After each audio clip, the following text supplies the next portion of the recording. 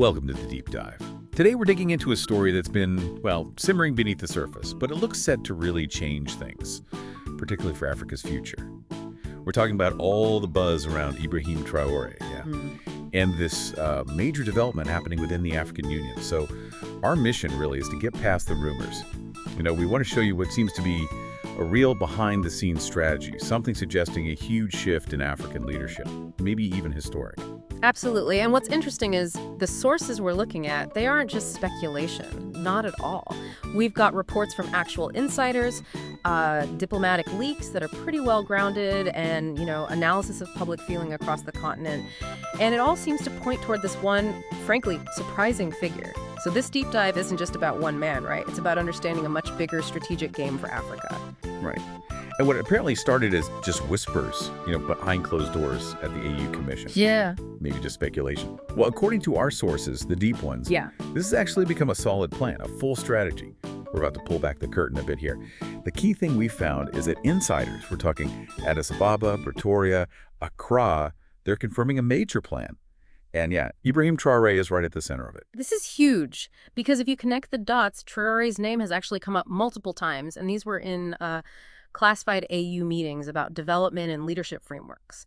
Our sources, like Chairman Shadow, that's a high-level intel contact, using a pseudonym for obvious reasons, and General UMOA, a senior military figure in West Africa, they've both confirmed this independently. So, more than just rumors. These are people in the room, basically. Okay, so that brings us to the big question. Why him? Why Traoré? What the sources suggest is he represents youth, revolution, courage, and this really strong rejection of what he calls neocolonialism. Exactly. And what's fascinating is how the AAU, which you might think of as, more traditional, they seem to be actively banking on these very qualities. It looks like a calculated risk almost, betting that Africa's future unity needs a bit of disruption, not just sticking with the status quo. So let's quickly recap who Ibrahim Traoré actually is, for anyone less familiar. He's young, just 36, Africa's youngest head of state right now. And his path to power wasn't the usual one, not through elections. It was a military transition to Burkina Faso. And since taking charge, he's moved fast, really fast. He's acted pretty decisively to remove what he labels French military influence. He shut down organizations he calls imperialist NGOs. And he's aligned Burkina Faso with Mali, Niger, Guinea, forming what they're terming West African Resistance Bloc. It's a very clear signal against outside influence. And his rhetoric, his Pan-African speeches, they've just exploded online. Gone totally viral, striking a chord across the continent. And what apparently makes him so attractive to the planners within the AU, the architects of this strategy, it's his reported humility and this apparent lack of interest in clinging to power forever. We actually have a quote, supposedly from a private leadership retreat in Bamako. He apparently said, "Africa doesn't need kings, it needs warriors for the people." Wow. Yeah. It frames his potential role not as about dominance, but, about service, about respect earned that way. Okay, so what's the AU's actual plan here? What's the vision? Well, according to Mama Pan Africa, she's a senior diplomat really involved in the AU reform process, this one Africa government idea. It won't start with a powerful single executive president like some might think. Oh, interesting. So not like a U.S. president model. No, not initially. The plan, based on our sources, is for a rotating continental presidency. It would be guided by a transitional constitution. Think something a bit like the EU Commission model, maybe. And the key detail, a 3-year term limit. That seems very deliberate. A structural check to prevent anyone becoming entrenched, to keep power flowing and accountable. Okay, a 3-year term. And what would this president actually do? What are the responsibilities? Well, they're pretty wide-ranging, but also quite specific. This person would represent Africa on the world stage. They'd oversee the stabilization of AFRULD. That's the proposed unified digital currency for Africa. Massive step for economic independence if it happens. Huge. Yeah.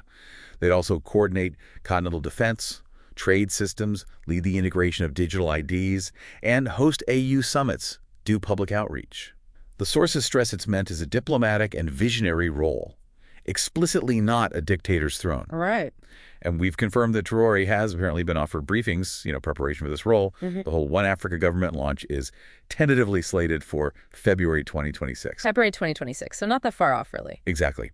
Which leads to, I think, a pretty obvious question given the scale of this. Why him? Why Traoré? Why not, the more established leaders? Someone like Ramaphosa from South Africa or Nigeria's Tinubu, leaders from the big economic powerhouses. Ah, and that's where the sources get really interesting. They basically say, Africa is changing fast. The old guard, the career politicians, the suits, the quiet compromisers, they're losing ground, losing credibility, especially with young Africans, but maybe more broadly too. Mm. Yeah, the new generation, according to these reports, they want leaders who walk the walk, leaders who face imperialism head on, who inspire unity from the grassroots up, not just top down, and crucially, leaders who reject that kind of elite diplomacy that doesn't seem to deliver results for ordinary people. There's another quote from Chairman Shadow, pretty blunt. Africa's future cannot be led by those funded by the past. Wow. Okay, so in that light, Traoré's appeal makes a lot more sense. He's seen as having no Western puppet strings. He speaks that language of resistance, of unity. Millions seem to embrace him. And importantly, he doesn't come across as power-hungry. The sources describe him as raw, real, and refreshing. That's the perception driving that. So let's dig into the strategy document itself. We managed to get eyes on a leaked planning brief. It's from the AU Continental Reform Committee. And the title is, get this, Phase 2 Symbolic Leadership and Public Sentiment Acceleration. Phase 2. Okay. And the crucial bit, there's table of ideal candidates. And Traoré is ranked number 1. Number 1. Number 1. And the notes next to his name are revealing. They highlight his popularity in youth-led digital spaces, social media. They mention he represents political courage and transition, that he's acceptable to both Francophone and Anglophone regions, which is a big deal for unity. Always a challenge. Right. And that he could potentially reduce French-West African hostility to Afrold, the new currency. That's a very specific strategic point. So he's not the only name on the list, presumably. No, exactly. For context, other names are there. Paul Kagame from Rwanda, Samia Suluhu Hassan, Tanzania, William Ruto of Kenya, Joao Lorenzo from Angola. There's even a mention of Thomas Sankora's symbolic legacy projects. But the internal analysis apparently concludes that Traoré he ticks every strategic box. And there's another factor, his record. It's described as a short leadership history with no major scandals. That makes him the clean face the AU seems to be looking for to launch this new era. A clean slate, essentially. Yeah. But this all sounds incredibly ambitious. Is Traoré himself actually ready? I mean, what's his take on potentially taking on something this huge? That's the million-dollar question, isn't it? And what we hear is fascinating. Apparently, in a private meeting in Ouagadougou just last month, his words really took people aback. He reportedly told his close advisors something like, if Africa needs me to serve, I will but I will not become the thing I fought to remove. That's quite a statement. It is. Our sources say it shocked even his critics. It suggests, maybe he isn't addicted to power. Not like some leaders who try to change constitutions for third terms and so on. Right. His vision, as laid out in these reports, focuses on rotational leadership, continental military unity, African self-reliance, and real strategic independence from Europe, yes, but also from China. He's quoted as saying, we must stop begging, we must start building. These aren't just sound bites, then. Doesn't seem like it. They feel like they're genuinely shaping a new kind of African identity, one that's bold, unapologetic, sovereign, and that's exactly the kind of energy the AU seems to believe is vital for symbolically launching this one Africa government. And you mentioned his popularity earlier. His rise over the past year has been, frankly astonishing. His profile has just exploded on Twitter X, WhatsApp groups, TikTok. Even at AU youth summits, he's everywhere. Yeah, the digital space has been crucial for him. Totally. We saw data from a recent online poll, Africa's most trusted young leaders. He ranked number 1, ahead of people like Nelson Chamisa, Julius Malema. That's significant. And his appeal cuts across so many lines, doesn't it? Apparently he's admired by military students across Africa, by revolutionary Pan-African groups, even by some feminist Pan-African academics. African Muslims often admire his perceived modesty and his solidarity messages. And even in rural areas, some apparently see him as a kind of Sankara reborn. That's Sankara reborn. Yeah. There's this quote from an analyst, the economist of Addis, who told one of our contacts, you don't choose the wave, you ride it. And the feeling is, right now, Traoré is the wave, undeniably. So if he's the wave within Africa, how's the rest of the world reacting? What are the global signals? They must be watching closely. Oh, absolutely. And the reactions are, mixed, very mixed. Bias, for example. Reports suggest they're concerned. They're raising flags about security inconsistencies and governance gaps. Predictable, maybe? Perhaps. The U.S., meanwhile, has been pretty quiet publicly. But we've seen leaked diplomatic cables suggesting they'd much prefer business-friendly technocrats, less revolutionary figures. Okay. And China. China's stance is described as neutral but curiouses. They seem to be weighing whether he could be a possible stabilizing force for African manufacturing zones, always looking at the economic angle. Right. But the most surprising reaction? Maybe Russia. Sources out of Moscow indicate the Kremlin actually welcomes Traoré. They apparently see him as a natural counterbalance to French interference in West Africa. Interesting geopolitical angle there. Definitely. The bottom line is, Traoré's name is now a global one, and yet it clearly makes some capitals quite nervous. Okay, so that's governments and diplomats. But what about ordinary people across Africa? What are they saying? Our sources included some direct quotes. Yeah, let's hear some of those. Okay, we have Lorado from Johannesburg, South Africa. She said, "He's young, he's bold. He reminds me of Mandela if Mandela had a TikTok." Huh. If Mandela had a TikTok. I know. Then Kojo from Accra, Ghana. Let him lead.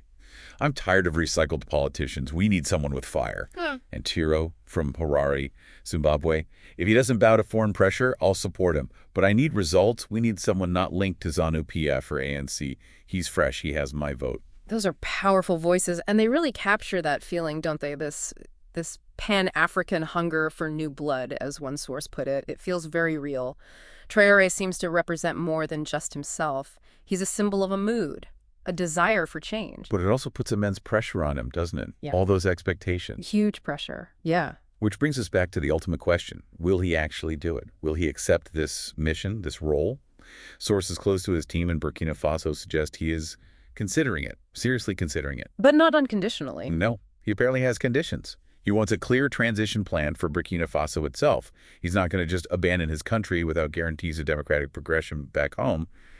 And he also wants full public support. He needs to feel that mandate from the people across Africa before stepping up. Okay, so how does the AAU plan to manage that, the public support part? Well, they're apparently planning something called a People's Mandate Tour.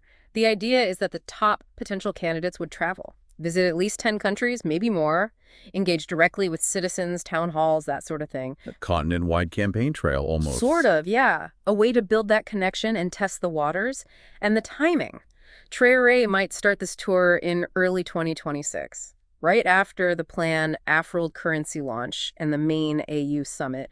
If everything lines up, if the support is there, if the conditions are met, he could potentially be sworn in as the first head of this One Africa government before the end of 2026. Before the end of 2026. That's it. Incredibly soon for something so monumental. It really feels like a potentially historic moment. Africa closer than maybe ever before to this idea of one government, one passport, one currency, one voice.